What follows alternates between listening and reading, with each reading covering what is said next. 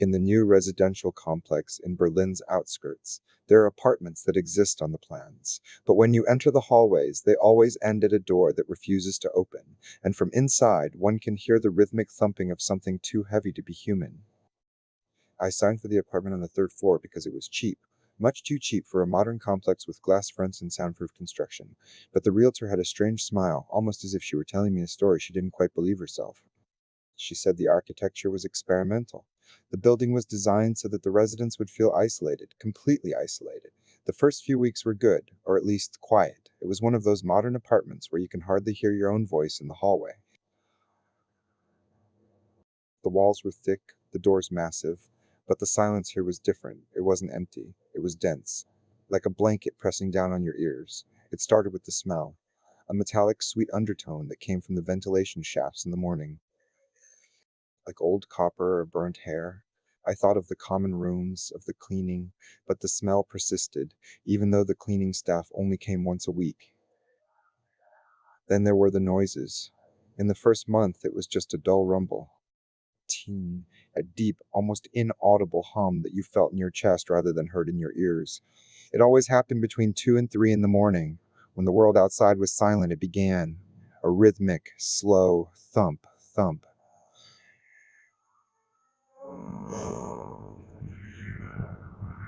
Whoa. A rhythmic, slow thump, thump, or a washing machine on the floor below. I tapped against the wall to check for an echo. The wall was hard, cold. It didn't give way at all. After 3 weeks, I noticed that the architecture was changing, not in the sense of moving walls, but in the perception of space. The hallway in front of my door seemed longer at times than it should be. I went to the trash bins in the courtyard and returned after 2 minutes. My hallway suddenly felt cramped. The ceiling seemed lower. The shadows in the corners of the room doors were deeper, almost like black lumps crouching there. I began to study the complex's plans. I had seen them when I moved in, the thin paper copies in the property management office. I looked for the apartment opposite mine. My name was on the residence list, but the unit opposite was marked on the plans as technical area. I wanted to know what was behind it. A switch cabinet? A ventilation duct? One evening, when the humming was particularly strong, I stepped out of my door. The hallway was cold.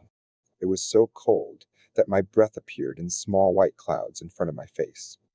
The other apartments had their doors closed. The lights in the hallway flickered in a yellow, sickly rhythm. There it stood, the door opposite. It was dark brown, almost black, and had no doorknob. Only a smooth, cold surface, and behind it, through the thin wood, I heard it. Thump. Thump. It wasn't a mechanical noise. It had a rhythm, but it was too heavy. If a human were striking a heavy object, there would be a vibration, a tremor in the floor. This was a dull strike that made the air in my lungs vibrate, a strike that sounded like flesh and weight. I stepped closer. My heart beat so fast it thundered in my ears. I placed my hand on the wood. It wasn't just cold, it was damp. A thin layer of something that felt like sticky condensation covered the surface. I pressed my ear against the door. Silence. It wasn't a plea. It was simply the sound of mass moving, and then the pulsing returned. Much faster now. Thump, thump, thump, thump. It felt like a heartbeat, a massive, tired heart beating against the inside of the world. I recoiled. My feet felt heavy, as if the floor beneath me were giving way. In that moment, I noticed the architecture, the escape routes, the fire stairs. They were not where they should be on the plan. The walls had shifted. The hallway I stood in suddenly felt much longer. It stretched out like a gullet slowly opening. I ran back to my apartment.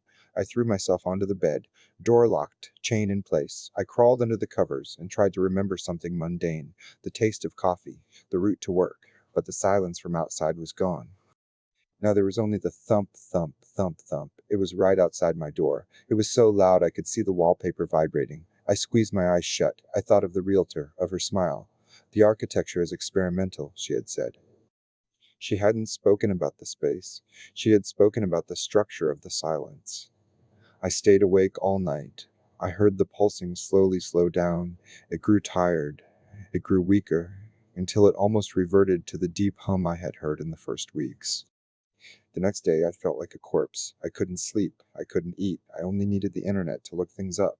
I searched for the name of the residential complex. I found nothing. No reviews, no photos, no entry in Google Maps.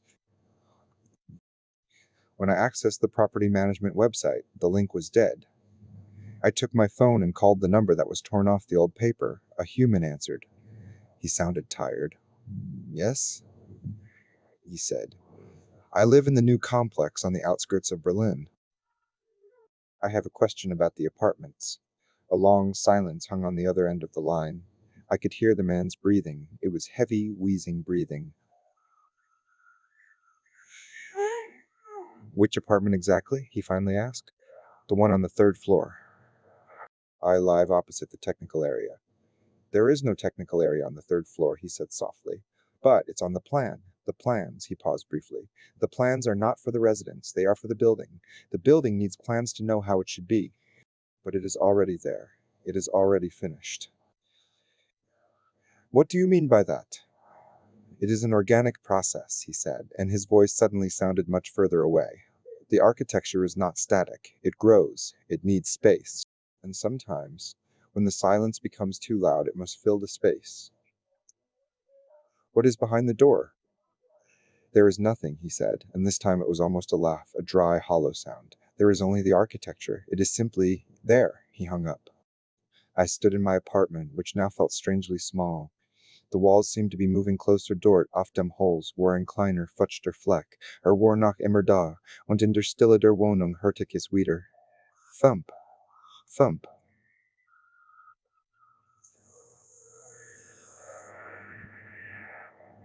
Thump, thump. Jay, es war in der Wand, direkt hinter meinem Kopfkissen. Ich trau mich nicht mehr, den Raum zu verlassen.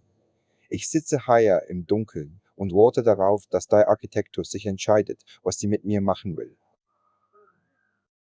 Wenn ihr das hört, seid vorsichtig bei neuen Wohnungen. Wenn es zu billig ist, wenn die Stille so dicht ist, dann schaut nicht zu genau auf die Pläne. Manche Räume sind nicht dafür da, um in ihnen zu leben. Sie sind dafür da, damit etwas anderes darin sein kann.